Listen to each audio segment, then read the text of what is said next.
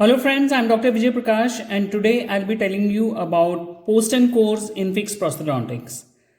Now, in a routine prosthodontic practice, you may encounter and you may get patients who are having severely damaged teeth. So, once the patient comes with a severely damaged, which is not having coronal structure that is destroyed, so you need to restore that and restore the teeth in function. Such a tooth will require first the endodontic treatment, that is, once we have done the root canal treatment, then we need to see further how we can restore the coronal portion of the tooth and then give a crown over that. When we do endodontic treatment, there are certain changes which occur in the tooth, and these are like considerable removal of coronal dentine makes the tooth very brittle and it is susceptible to fracture. So that is one reason why the endodontic treated tooth should be given a coverage, like we should give a crown over that. And it also becomes more brittle, as I said, because of loss of moisture and loss of vital dentine. So keeping all these things in mind, we need to restore the lost tooth structure with some kind of material, artificial material, which can restore the lost tooth structure and also provide strength so that the tooth does not fracture on functional load. Now, most commonly used treatment for this type of situation is we have to use a post. And over that we build up the core and then we give a full veneer crown. So what is a post? Now, post is, or a dowel we can say, it's usually made up of metal that is fitted into the prepared root canal of a natural tooth, and when combined with an artificial crown, that is, once we have made the core and we then give a full veneer crown, it provides sufficient retention and resistance for the restoration. A post, what is the function of post? Now, a post should provide retention for the core and the coronal restoration. It should protect the remaining tooth structure by dissipating the functional forces along the long axis of the tooth, and it should reinforce the remaining tooth structure. So these are all the functions of a post. Now, the ideal requirements of a post. One, it should provide adequate retention within the root. Secondly, it should provide adequate retention of the core and the crown, and it should have a rigidity in comparison to the dentine. Another thing is it should be aesthetic, especially if we see in an anterior region or if we are using a glass fiber post or quartz fiber post or a zirconia fiber post. Then in those cases you require the aesthetic part is more important, and it should also be easily retrievable, just in case if it fractures, then it should be easy to remove it, and also it should be biocompatible. Now, the classification of post and core systems. First classification is, it is based on the technique of fabrication, and if we see that the post and cores are divided into two major groups. They are prefabricated post and they are custom cast post. The custom cast post are of three types. They are endo post, DOWEL and para post. And prefabricated post can be parallel sided, which can be serrated and vented post. You can have a tapered self-threading post. You can have tapered smooth sided systems and parallel sided or threaded post systems like the Radix anchor, Curare anchor post systems. And you can have parallel sided threaded split spank systems like flexi post. So these are all the types of prefabricated post. Next classification is based on the fit of the post. So they are of two types. They can be passive retention post and they can be active retention post. Passive retention post are of three types. They are cast post, they can be smooth tapered post, or they can be serrated parallel post. And the active retention posts are again of three types. They are threaded parallel or tapered post, they can be flexi post, or they can be curar anchor post. Third classification can be based on the basis of the material which is being used. So the material can be of two types. The post can be made up of metals, or they can be made up of non-metals. So metal post, if we are using in custom post, they are made up of gold alloys, chrome cobalt alloys, or nickel chromium alloys. And prefabricated posts are usually made up of stainless steel, titanium, and brass. Non-metals, the posts are made up of, they can be carbon post, or they can be fiber reinforced like the glass fiber, the quartz fiber, or the woven polyethylene fiber. So there is a wide variety of post and core systems. Various types of posts are there, and prefabricated, especially prefabricated type, there are number of types of posts which are having different types of properties. So we have to keep in mind, whatever is the case, according to the case, we should choose what would be the best post, what type of material we have to use in that particular case, in that particular situation, and accordingly we have to select. First, the prefabricated post. Now here I will be discussing only the posts which are commonly used in fixed prosthodontics. And because it's a very wide discussion which involves number of types and number of brands, so it is not possible to discuss all the types of prefabricated posts. So I will be selective in discussing the types of posts which are commonly used in fixed prosthodontics. Prefabricated posts are commercially available, and they are available in different shapes and sizes. They are very popular because of their simplicity.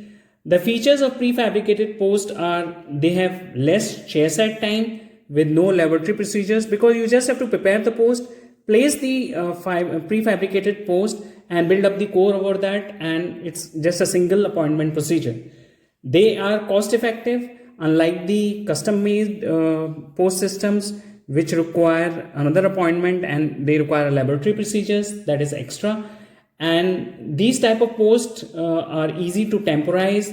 They have relatively good strength, and comparatively less tooth structure is removed when we are using prefabricated posts. As these posts are prefabricated, they cannot be designed according to the anatomy of a particular root. So whatever is the shape and size, we have to accept accordingly, and we have to choose. But it is not going to fit accurately according to the anatomy of the root. That is the drawback. And if you have a coronal tooth structure which is very less, then these type of posts should be used with caution.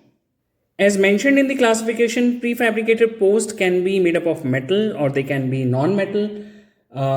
So we'll be discussing few types of posts which are tapered, parallel-sided, carbon fiber, glass fiber posts, which are commonly used in our practice. First type is the tapered smooth-sided post. They are one of the oldest type of posts which have been used in dentistry, and they are still most widely used. They are cemented post which is less retentive.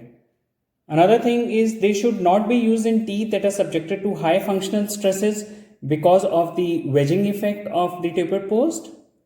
Tapered post can also be serrated type, and they can be tapered posts with self-threading screws like these. Tapered posts with self-threading screws are having greater retention, and they have more retention than the smooth-sided cemented post. They produces greater stress in the dentine during placement, as I told you, because of the wedging effect of the tapered post, and they have high chance of fracture of the remaining teeth. So they should be used with caution, because these posts are threaded into the dentine. So that is the reason they apply a kind of stress onto the root portions, and then chances of fracture of the root is there. Especially if the root is thin in diameter, or a lot of dentine has been there during the post-paste preparation, lot of dentine has been removed. So the chances of fracturing of the root portion. Next type of post is the parallel sided post. They can be of three variety. You can have the parallel sided post like this, or you can have the serrated type, and you can have the threaded type like these. So these parallel sided posts, they provide much greater retention than the tapered post. They produce less stress in the dentine, and also since they are parallel, the stresses are distributed better in comparison to the threaded post. These are cemented posts which can be used where you expect a high functional forces, unlike in the tapered smooth sided post where it was not indicated in a high stress bearing area. But these posts show greater stress at the apical region, and also they are less conservative to the tooth, because since they are parallel sided posts, you have to remove whenever you are doing the post space preparation, you have to remove the added amount of dentine in order to create space for such type of posts. Next type of post are the carbon fiber posts, and these, as the name suggests, they are the non-metallic type of post which were first introduced by P.B. Durrett, Rationale and F. Durrett in 1990. These posts are more flexible than the metal post, and its rigidity is similar to the dentine. That is the best part about the carbon post. They are available as tapered, they can be parallel sided, smooth sided, or in the form of serrated form of post. They show less chances of tooth fracture, but they are less aesthetics due to its dark color, and the adhesive system forms a weaker bond with carbon fiber post than with the stainless steel type of post. So this is one disadvantage with the carbon post. Another disadvantage is it is having low strength and also show a tendency for micro leakage. So these are all the drawbacks about carbon fiber post. Next type of post are the glass fiber post. These posts are low elastic modulus than the carbon fibers. They are made up of E glass, that is the electrical glass, or the S glass, which is having a high strength. So these are high strength materials which can be used in areas which are having high strength, as well as in areas which needs aesthetics, like in the anterior region which needs the light to pass through. Suppose you are giving an all ceramic crown in the anterior region, so if you have to give a post and core, you need to select a post which can transmit light through it, and so these kind of posts are useful in restoring those areas. Next type is the quartz fiber post. These are also glass fiber posts which are made up of quartz fiber additionally. Quartz is pure silica which is in the crystalline form and which is having low coefficient of thermal expansion. They are aesthetically compatible type of post, and as I said, they are easily retrievable. So that is a good advantage about these posts. They have greater fracture resistance, so strength is good with these type of fiber posts, and it is useful in curing by transmitting light through the post. As I told you that it can be used in anterior regions, and also it flexes with the tooth structure. Another type of post are the light transmitting post. So these posts are slightly different than the quartz fiber post. Here these are translucent posts which allow light transmission during polymerization of light cured resin cements. They facilitate the union of remaining dentine with light cured resin cement, which is used to restore the lost dentine, and they effectively cure the light cured resin deep into the canal.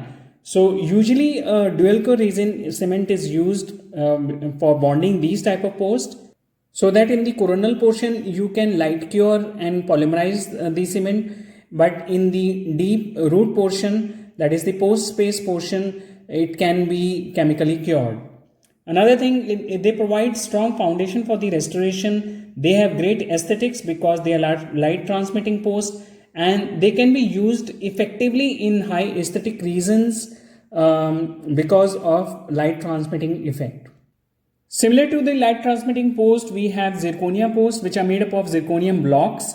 You have such type of blocks, and with these blocks you fabricate zirconia post, and these are available in different shapes and sizes. They have excellent strength because they have a high modulus of elasticity. They provide great aesthetics, and they also, since they have good strength, they can be used in posterior regions, and they do not fracture easily on any type of functional load.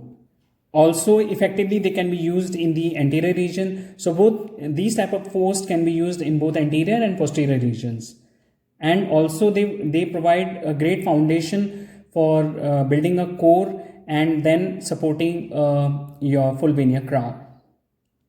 Next, we come to the custom-made post and core. Now, the principles of tooth preparation for endodontally treated teeth are same as that for any teeth. That is, they should provide retention, resistance, structural durability, marginal integrity, and preservation of tooth structure. So, when we are preparing for the custom-made post, we need to prepare the post space, and accordingly, we need to take an impression or or customize the pattern so that we can make the proper post and core, which is properly fitting according to the root anatomy, and restore the coronal portion of the tooth. Now, steps involved in preparing these teeth for custom-made dowel core. You have to remove the root canal filling material, and secondly, then you have to enlarge the canal, and third and finally you have to fabricate the dowel core. Now, let us see them each one by one. So in the first step is to remove the root canal filling material. First thing is we'll complete the obturation in the tooth. And once we have completed the obturation, we'll remove the GUTTA PERCHA by either a heated endodontic plugger or with the help of a rotary instrument such as the piezo reamer or the gate skeleton drill. Now, when we are removing the GUTTA PERCHA, that is the thermoplastic filling material, we need to keep in mind that we have to leave at least 3 to 5 millimeters of apical seal intact. We should not disturb the apical seal. That is, minimum 3 to 5 millimeters of apical seal should be left intact. So you have piezo reamers or gate skeleton drill, which are commonly used for to remove the GUTTA PERCHA filling and leave the apical seal intact. Next step is you're going to enlarge the canal. That is, you're going to prepare the post space preparation. You're going to use these rotary instrument, that is the piezo reamer or gate skeleton drills, at a slow speed, and the aim is to remove any undercut and to receive an appropriate size of the post. The post space should not be prepared more than 1/3 of the root diameter, as I told you that the apical third should be left intact, and the tooth structure should always be preserved as much as possible. Now, third step is the fabrication of the double core. Now, there are two techniques of fabricating a double core. One is the direct technique, another one is the indirect technique. Let's say the direct technique. Once you have done the enlargement of the post space, you have done a post space preparation using a piezo reamer, you clean the canal, and after that, in a direct technique, what you're going to do, the canal is then lubricated, so that you can lubricate that using a petroleum jelly. And once you have done that, then you can take pattern resin and slowly form it into the form of post, and then you are going to place it into the prepared canal. Make sure that it is not allowed to set. You have to remove frequently and check the fit and move out and then in, so that the resin does not stick onto the walls of the prepared canal. Finally, the pattern resin, that post which you have made, is checked for the fit and its removability. It should be good, and then this pattern which you have made should be invested and casted as soon as possible, because there are chances of distortion if you leave it for some time and if you don't cast it. Now, the indirect technique. Now, once you have done the post space preparation in the patient's mouth, after that you are going to lubricate that, and now you have to make an impression. So before making an impression, you will take a stainless steel wire and bend it into the form of J. Now you will roughen that wire, and on that wire you will apply a tray adhesive so that you have a good bond with the impression material. Then you'll mix the light body and the heavy body or medium body elastomer. You will coat the wire with light body elastomer, and you're going to fill. You're going to take the light body material with the help of lenticular spiral in the post space. Fill it with light body, and then place this wire inside that. And then over that you're going to flow the light body material around the coronal portion of the tooth structure, and then you're going to have that tray which is loaded with heavy body elastomer, and you're going to seat it over this. Allow the material to set, and once it is polymerized, you remove that, and then you can pour the impression with a die stone. So you have the master cast. Now in the master cast, which you see, you have the post space, and here after lubricating the canal, you then make the pattern using an inlay wax. So you have a pattern which is made up of inlay wax with the indirect technique. So once you have removed that, once it is set, you are satisfied with the shape of that and the fit of it, and then you can invest it and cast it as soon as possible. Again, here also, if you don't do that, then there are chances of distortion. As I told you before also, the material most commonly used for custom made posts are the gold alloys, cobalt chromium alloys, and nickel chromium alloys. So the advantages, if we see, of custom post in core is they are having high strength, they are having better fit than the prefabricated post. And the drawbacks with this type of system is it is time consuming, because you require an extra appointment, you have to send it to the lab, there are chances of distortion, and also it is a complex procedure. So this is about the custom post and cores. With this we come to end of a presentation of post and core systems. Thank you for watching the video.